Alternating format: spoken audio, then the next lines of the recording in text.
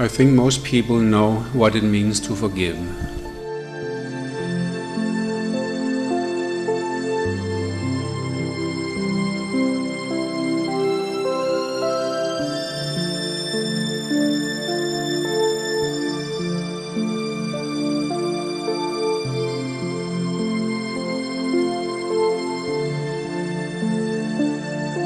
If we look at this element of self-forgiveness, it became a revelation that this could become even a path.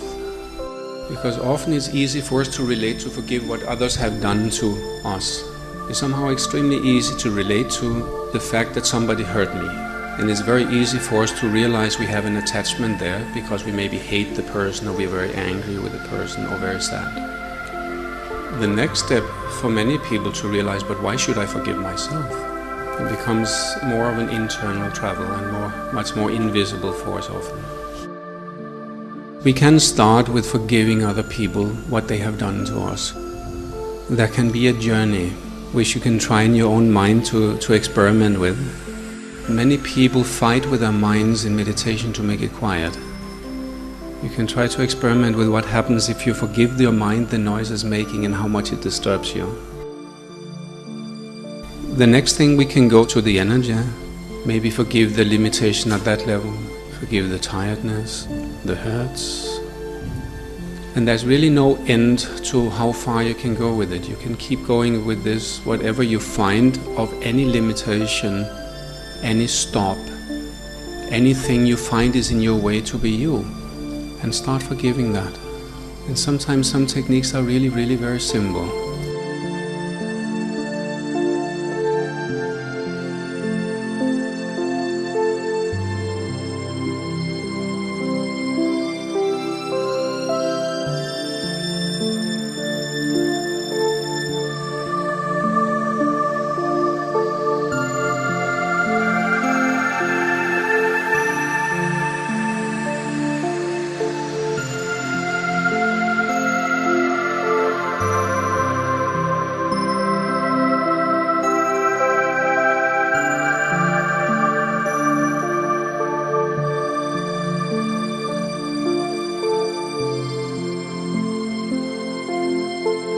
Forgiveness gives a state of acceptance. When you accept something, you can start understanding it. When you can understand something, you can start loving it. So there's a very step-by-step from forgiveness, acceptance, understanding, love. The next step after the love also comes together with that, and with the understanding, a state of tranquility. And with the state of forgiveness, maybe of the trouble we have. Because if we have a true yogic understanding of our life, we know that we created it. Nobody else did this for us. But if we don't like the life we have, one step to change it can be to forgive ourselves that we made it this way. I notice very many people can't change, but they don't forgive themselves. And they get stuck in recreating that life for themselves all the time. Because they never be to the point where they can accept their life as it is. By that forgiveness towards the story of who we think we are, the attachments to it disappear. So start let this state of forgiveness flow through you, till you realize truly that it is merely a flow of this state, a flow of the energy of forgiveness. And it's like when you open for the water, when you first get it fully open and it starts flowing, it becomes totally effortless. In the same way with the prayer of the heart. First we will have a lot of concrete things to forgive. After a while it will slowly transform into a pure statement. I forgive. I forgive. I forgive.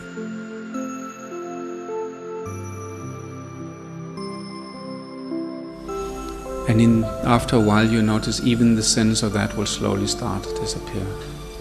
Till it just becomes the state of that, and you don't even think of it, you don't even have to consider it.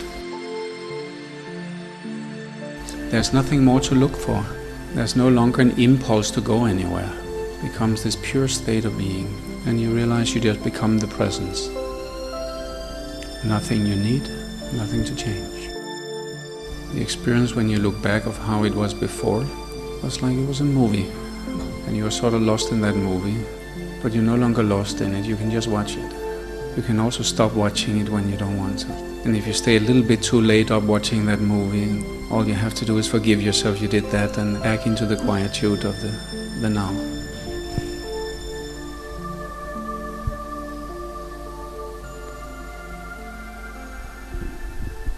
It becomes quiet. All impulses really disappear. Because everything is perfect. Nowhere to go, nothing to obtain. At least you can say, not from the standpoint of the ego. And from this standpoint, from this point, you can become the perfect karma yogi. What I notice is it becomes very, very much a part of the self. You see, the forgiveness is one of several doors to it. For the one who likes simple things, it's a very simple approach.